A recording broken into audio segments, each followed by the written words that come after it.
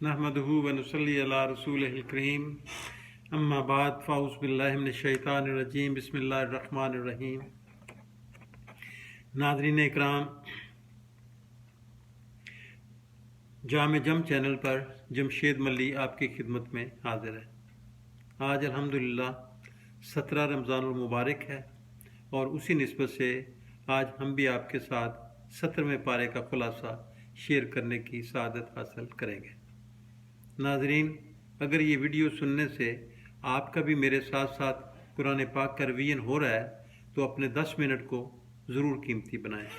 और अगर आपको ये मेरी काविश पसंद हो तो वीडियो को लाइक और सब्सक्राइब करें, बेल आइकन को प्रेस करें और दोस्तों के साथ मैक्सिमम शेयर करें। नाज़रीन इकराम, 17वें पारे का आगाज़ सूरह अंबिया से होता है। अल्लाह ताला ने फरमाया कि लोगों के हिसाब किताब का वक़्त करीब आन पहुंचा है, लेकिन लोग इससे गफलत बरत रहे हैं। अल्लाह ताला ने दीन समझने का तरीका भी बतलाया कि अगर किसी शय का इल्म ना हो तो अहले इल्म से इस बारे में सवाल कर लेना चाहिए। अल्लाह ताला ने यह भी बतलाया है कि उसने ज़मीन और आसमान को खेल तमाशे के लिए नहीं बनाया। अगर उसने खेल ही खेलना होता तो वो किसी और तरीके से भी ये काम कर सकता था। अल्लाह ताला ने यह भी बतलाया कि उसने हर चीज़ को पानी के साथ ज़िंदा किया।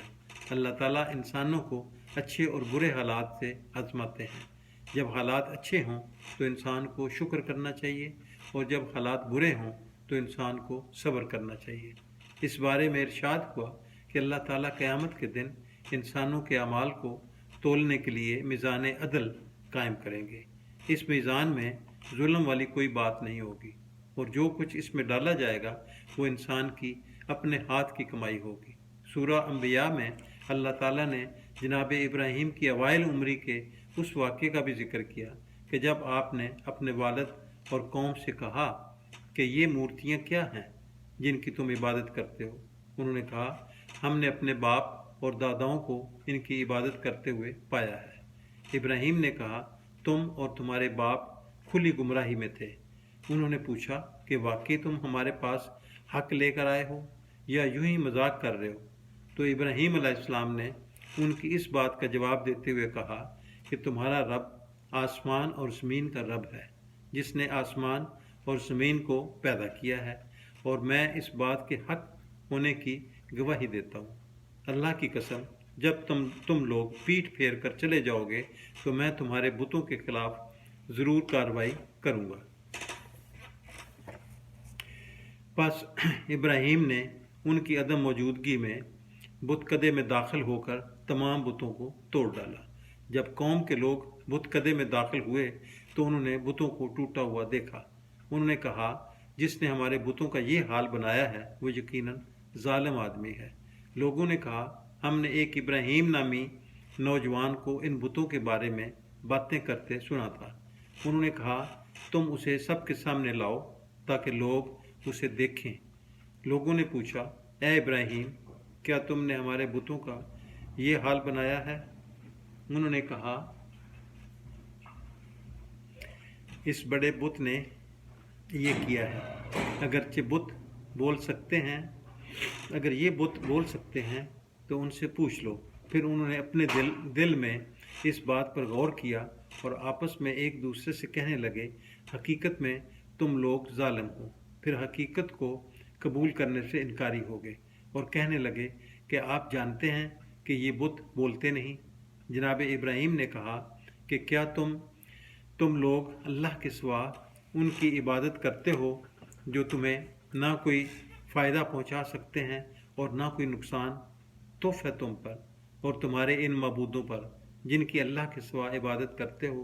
क्या तुम अकल से काम नहीं लेते? इस दावत तौहीद पर बस्ती के लोग भड़क उठे और कहने लगे कि इब्राहीम को जला दो, और अगर इस तरह अपने माबूदों की मदद कर सकते हो तो करो। इब्राहीम को जलाने के लिए चिता को भड़काया गया। जब चिता भड़क उठी तो इब्राहीम ने दुआ मांगी, हस्बुनल्लाह व निअमल वकील, हमारे लिए अल्लाह ही काफ़ी है और वो बेहतरीन कारसाज है। इस पर अल्लाह ने कहा, ए आग, तू इब्राहीम पर ठंडी और सलामती वाली हो जा। اللہ ताला इरशाद फरमाते हैं कि उन्होंने जनाब इब्राहीम के ख़िलाफ़ साजिश करनी चाहिए तो हमने उन्हें बड़ा खसारा पाने वाला बना दिया। फिर अल्लाह ने जनाब दाऊद अलैहिस्सलाम और सुलेमान अलैहिस्सलाम की हुकूमत का और अय्यूब अलैहिस्सलाम के सब्र का ज़िक्र किया कि आप शदीद बीमारी के बावजूद अल्लाह की रहमत से नाउमीद ना हुए। अल्लाह ताला ने अय्यूब अलैहिस्सलाम की दुआ कबूल करके आपकी तमाम मुश्किलात को दूर फरमा दिया।